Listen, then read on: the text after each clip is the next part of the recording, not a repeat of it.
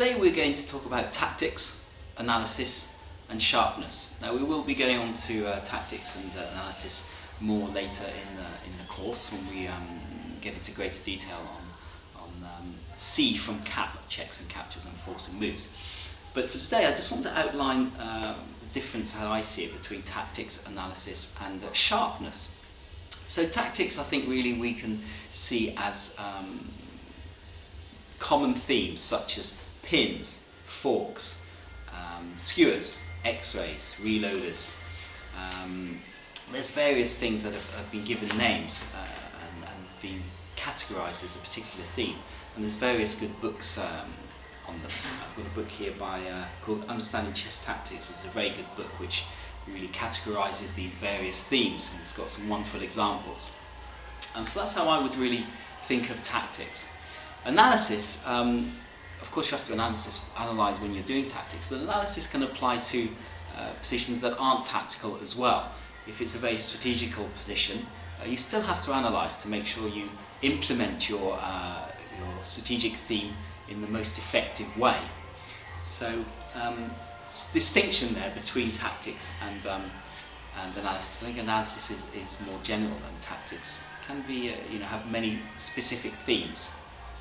And what about sharpness? I often read in magazines that and we have a sharp position at the end of a sequence. What does sharp mean? I used to think for a long time it just meant very tactical, but I've come to realise this isn't the case.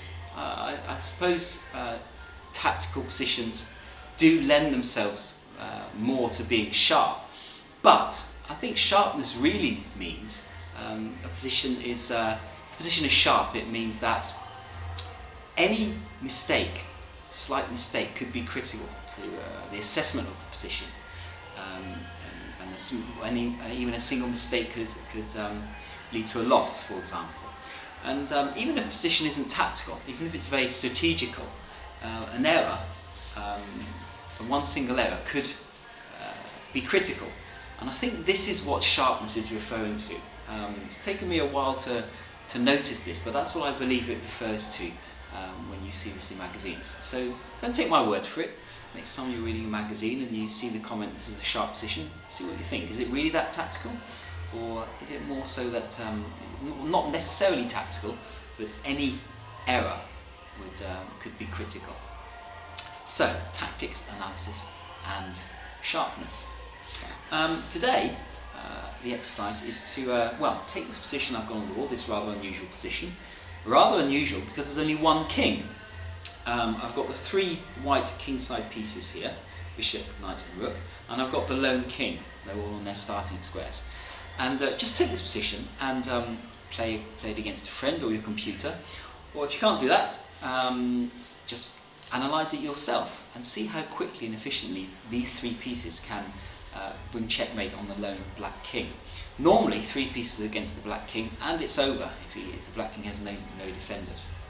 But just analyse this. I used to think it was very straightforward, it must be obvious and easy, but I gave it to a junior class at the end of a session that finished a little earlier than expected, and when they were asking questions, I realised, I reminded myself of some of the typical mating positions, but actually I think I learned something in how effective and efficient the three pieces can be in delivering mate. You can actually get checkmate more quickly than I realised. So doing this exercise, it will help you for the first complete game that we're going to be analysing next time. Thanks for your attention. This is Roy Phillips.